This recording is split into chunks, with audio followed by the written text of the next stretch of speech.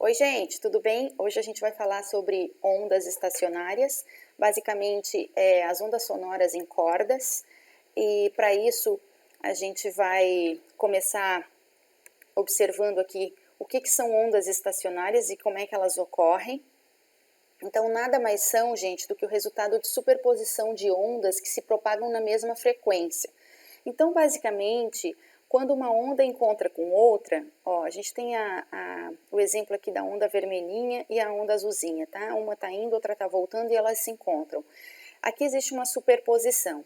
Então, vale lembrar que aqui a gente aplica os fenômenos da reflexão, ou seja, a onda ela vai e volta, e quando uma onda está voltando, ela se encontra com a outra que está indo, né? Vamos pensar no instrumento de corda.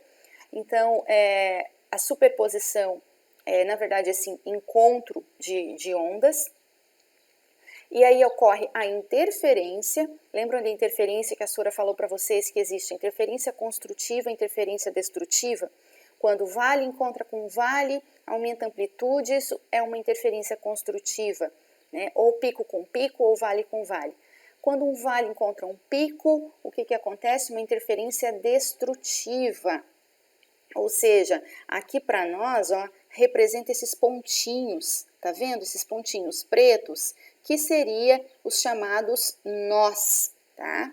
Os nós. E outro fenômeno também que vale lembrar é a ressonância, ou seja, elas estão vibrando na mesma frequência. Então, o nome onda estacionária, gente, não quer dizer que essa onda está parada, né? Porque quando a gente fala estacionário, estacionado, a gente remete isso a parado, sem movimento. Aqui, nesse caso, ela leva esse nome de estacionária justamente pelas características, tá? Que elas têm. Então, ou seja, a onda, elas vão se propagar, elas vão se encontrar sempre no mesmo lugar. Os nós, eles vão ser gerados sempre no mesmo lugar. Os ventres, que são os chamados, ó, tá vendo que aqui ele está formando, ó, um ventre, ou seja, encontrou um pico com pico, tá? Ele está aumentando a amplitude e isso aqui ele formou um ventre, ó. Então, sempre vai ser formado no mesmo lugar e os nós também, por isso estacionário, tá?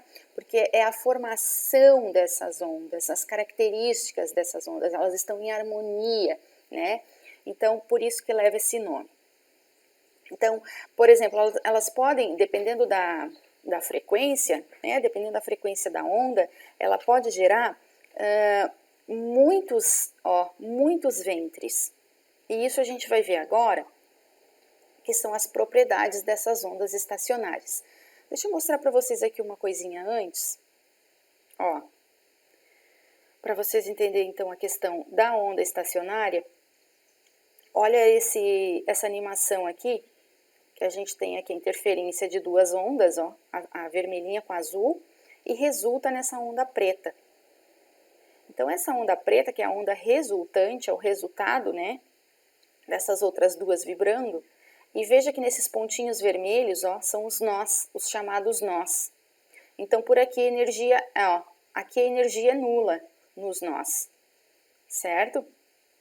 Então, gente, essa soma de ondas, que também são chamados de harmônicos, resulta então nessa onda, ó, preta, que a gente chama de onda estacionária, e é a onda resultante, tá? Então, vamos ver o seguinte, existem algumas propriedades, como a Sora falou para vocês, que nos nós, então, não passa energia, a velocidade é zero aqui, né? Em cada nó, ó, tá vendo? A distância, ó, a distância entre dois nós consecutivos vai ser lambda sobre 2, porque metade de um comprimento de onda, ó, um nó e outro nó. A mesma coisa é também a distância entre dois ventres, ó, também vai ser metade de uma onda completa. Tá vendo que se a gente fosse analisar aqui, ó, a onda completa, ó, a distância entre um nó e um ventre é lambda sobre 4. Isso aqui, na verdade, não é difícil, porque vocês já sabem analisar um comprimento de onda, então é mais para vocês entenderem, né, a questão de um ventre até outro ventre, um nó até outro nó, tá? São apenas algumas características aí, algumas propriedades que são relacionadas ao comprimento de onda, certo? Os ventres, né, eles vibram sempre com amplitude de 2A, ou seja, 2 vezes mais, claro, porque um pico está encontrando um pico, um vale está encontrando outro vale, então ele vai duplicar a sua amplitude. Vamos ver como é que funciona agora a questão dos harmônicos. Gente, os harmônicos, não existe uma única frequência, né, da corda vibrar. Então, dependendo da frequência, as ondas estacionárias, ó, elas podem mudar. Veja que isso tudo é relacionado com o primeiro harmônico. O que é o primeiro harmônico? A gente chama de primeiro harmônico um harmônico fundamental. Então, veja aqui que eu tenho uma corda, tá? Uma corda esticada, que a gente chama de uma corda tensa.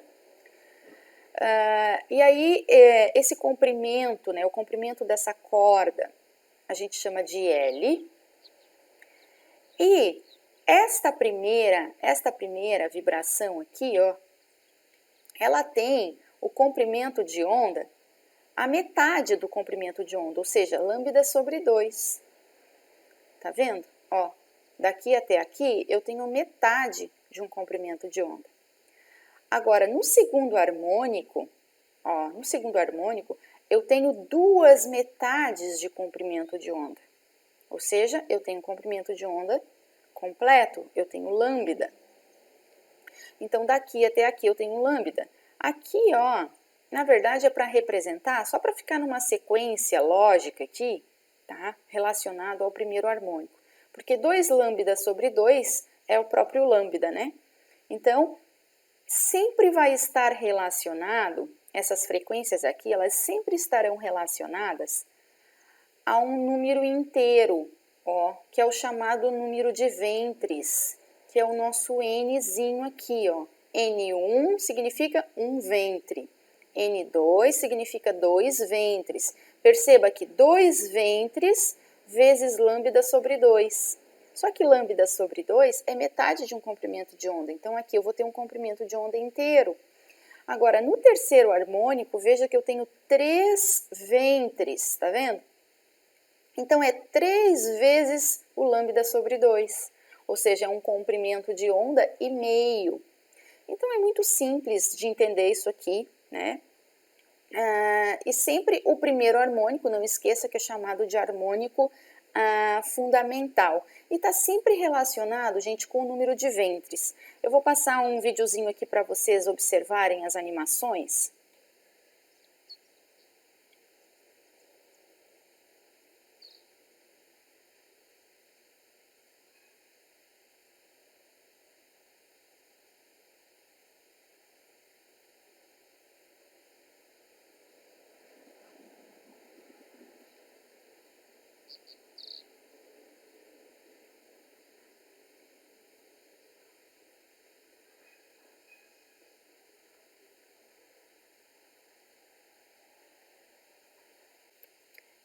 Viu, gente? Então, é basicamente isso que acontece, tá?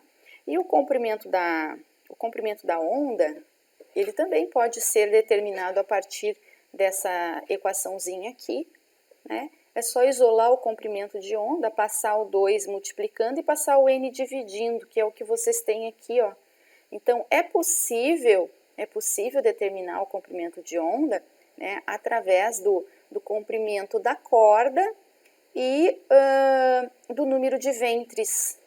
Mas isso aqui não precisa decorar, gente, é só vocês entenderem que o número de ventres está relacionado, né, com o comprimento de onda. Quanto maior o harmônico, menor o comprimento de onda, né? Se a gente for pensar em comprimento de onda e frequência, a gente sabe que frequência é o inverso do comprimento de onda. Quanto maior o comprimento de onda, menor a frequência. Quanto menor o comprimento de onda, maior a frequência. E por esse motivo que vocês devem ter percebido, né, que instrumentos menores, eles têm os sons mais agudos. Por quê? Porque eles têm maior frequência. Por quê? Comprimento de onda menor, frequência maior, tá? Basicamente isso. Depois, a gente vai ver agora algumas situações. Aqui ele mostra, ele traz o violão aí com várias partezinhas que compõem o violão, ó, para vocês conhecer melhor, tá? Os nomes, quem toca já sabe, né? As partes do violão. E nós vamos entender um pouquinho. Depois na nossa videoconferência a gente vai tentar fazer na prática isso, tá? Mas quem tem violão também já pode até fazer o teste para perceber como acontece quando a gente afrouxa ali as cordas do violão, tá? Quando a gente afrouxa a corda do violão, o som muda. Então, quando ela tá bem esticadinha, né? Porque quem toca sabe, né? Quando que o violão está afinado, quando o instrumento de corda está afinado ou não, né? Tem que tensionar essa corda, deixar ele numa tensão que fique o som bacana. Quando a gente afrouxa essa corda, o som vai mudar. E vai mudar por quê? Porque mudou o comprimento da corda, né? Quando a gente afrouxa, a corda vai ficar maior. Então, quanto maior a tensão, maior vai ser a velocidade da corda. E, portanto, o som vai ficar mais agudo. Agora, quando a gente diminui a tensão, isso vai ser o contrário, né? A velocidade vai diminuir. Então, a frequência e a velocidade de propagação da onda vão diminuir e o som vai ficar mais grave. É isso que acontece. E tem outra coisa que a gente pode analisar também, que é quanto à densidade linear das cordas. O que é densidade linear? Geralmente a gente aprende densidade, quando a gente fala em densidade, a gente pensa em massa por volume, né? Mas essa é a densidade volumétrica. Quando a gente fala em densidade linear, a gente está falando da massa dividido pelo comprimento, tá? Porque existe a densidade linear, a superficial, que é quando a gente se trata de área, e a volumétrica, quando a gente trata de volume. Então, a densidade linear ela é basicamente a massa dividido pelo comprimento da corda. Então, vocês vão perceber que existem cordas que são mais finas, existe cordas que são mais grossas, né? Então, esta espessura também determina o som. Então, veja o seguinte, existe uma equação, tá? Que é a chamada equação de Taylor, que ele diz o seguinte, ó, ele relaciona, tá, as grandezas velocidade, a força de tração e a densidade da corda. Então, ele diz que a velocidade ela pode ser determinada pela raiz quadrada da força de tração aplicada na corda, dividida pela sua densidade. Então, lógico que aqui é a mesma coisa, gente, porque densidade é M sobre L. Então, se eu substituir o Mi, né, a letrinha grega Mi, aqui, ó, pelo M sobre L, eu vou ter essa fórmula aqui que significa a mesma coisa. Então, se a gente perceber, né, que quanto maior a massa aqui, ó, quanto maior a massa, maior vai ser a densidade. E quanto maior for a densidade, menor vai ser a velocidade. Então, pensa o seguinte, corda mais grossa vai diminuir a velocidade e o som vai ser mais grave. Corda mais fina, ó, significa que a densidade é menor, vai aumentar a velocidade, consequentemente o som vai ser mais agudo. Aí aqui, relacionando com a equação da ondulatória, simplesmente, né, substituindo, gente, comparando as equações, vocês não precisam decorar nada disso, tá? É só uma comparação, porque a gente sabe que velocidade é o lambda vezes a frequência, né? Comprimento de onda vezes a frequência.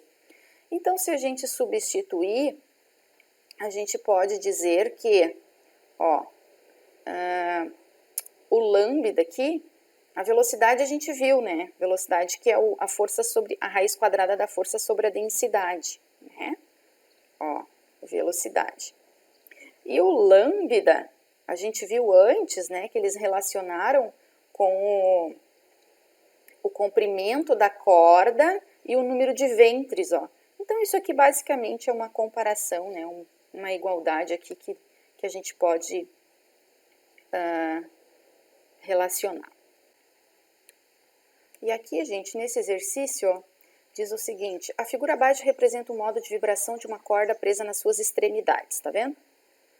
Marque a alternativa que quantifica corretamente as velocidades nos pontos 1, 2 e 3. Bom, a gente está vendo aqui que existe 3 ventres e 4 nós. 1, 2, 3, 4. A gente sabe que nos nós não propaga energia, a velocidade é zero, tá? Então, a gente sabe que nesse ponto 2 a velocidade vai ser zero. Então, a gente já vem aqui e analisa, ó. Quais das respostas que eu tenho velocidade zero?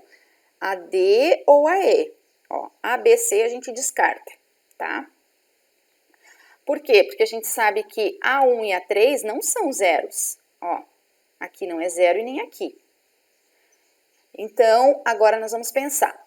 Se a onda estiver subindo, ó, começando daqui subindo, ela vai fazer isso aqui, ó. Sobe, depois desce, tá vendo?